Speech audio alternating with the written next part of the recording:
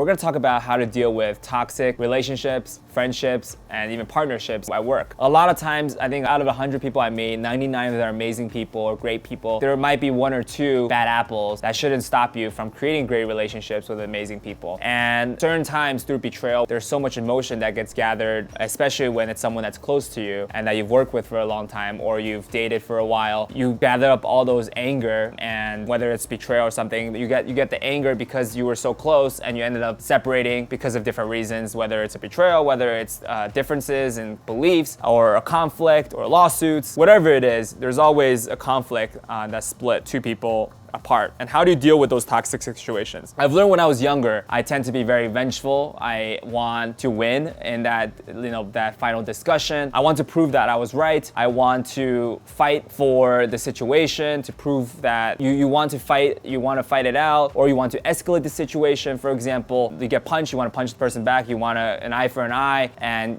keep escalating the situation, or do something that's so violent, or you want to get someone back because they betrayed you. I think that's something I've learned is really to de-escalate the situation if you can, at all cases. Always see if the issue is worthwhile in the 5-year term. Because sometimes we get so clouded in the short-term anger because of the betrayal, and you're so focused on that anger and see what you can do to the person, how you can, whether it's to sue them, to get more money out of them, to do whatever, to get them back, that you're actually wasting your energy. And that should not happen whether it's in a relationship, in a partnership, or friendship. It's an emotional versus logical decision. At the time, you become very emotional, you're heavily invested, which is totally understandable. But take that time to communicate with your good friends, to let it out, talk to yourself, maybe write it down even in a story, and learn to walk away. Learn to take a loss for the long-term gain. For example, I got scammed out of $3,000 from a friend, let's say, for example, or you get scammed out of $3,000 from a colleague. You can have a couple of ways to resolve this. You can continue to collect on them, spend the energy to deal with this individual, or you think of it as a thank you for now knowing this person and moving forward from that situation. It could be someone that cheated on you and you want to continue fighting for that and fight for that and be angry with them and get them back. When I was younger, I was like that. I am very vengeful and I think, how could you do this? But now you've learned, as I grow older, I've learned to let it go, and unfortunately,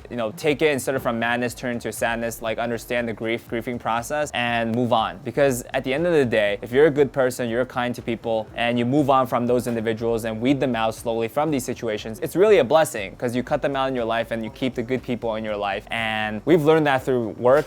The bad business partners leave or do something or quit or betray or switch to another firm or steal your IP or become a competitor. Whatever it is, people like that cannot gain long-term friendship and partnership by doing dishonest things. So you move on, you continue doing ethical things with your team that you always be kind to and treat well. That's for the life I live by, and I think that's how you should look at things and appreciate. There's only so much time in a day that you can spend on negative energy, on spiting someone and doing this. I think you should not focus any of that and focus how you can get away, cut that loss, and stop chasing for that lost connection or try to be spiteful and vengeful, because that you gain nothing from that. Only more negative. If you're trying to fight someone back because they punch you in the face, if you can get away from the situation, move on, never talk to this person again, do that. Because at the end of the day, you got more to lose than the other individual who has nothing to lose. And you want to be in that perspective of having more to lose, which means you've garnered great relationships in your life, you are doing great things in your work. So I've learned that. Now, don't let people take advantage of you, obviously, but keep that balance of learning when to step back. And in Chinese, there's a word, 退一步海阔天空, which means you step one step back, the whole world is your oyster, you see the sky, you see the ocean, and that should be the way of life, is to learn to mitigate and focus on logical steps forward and build that long-term gain and happiness. So focus on the big picture and leave a comment on when you've taken a step back and gained a lot from that, whether it's your relationship, whether it's your work, whether it's your partnership, and see how, do you agree with the situation when sometimes taking a step back is really a huge step forward? I would love to hear your stories, and see you next time.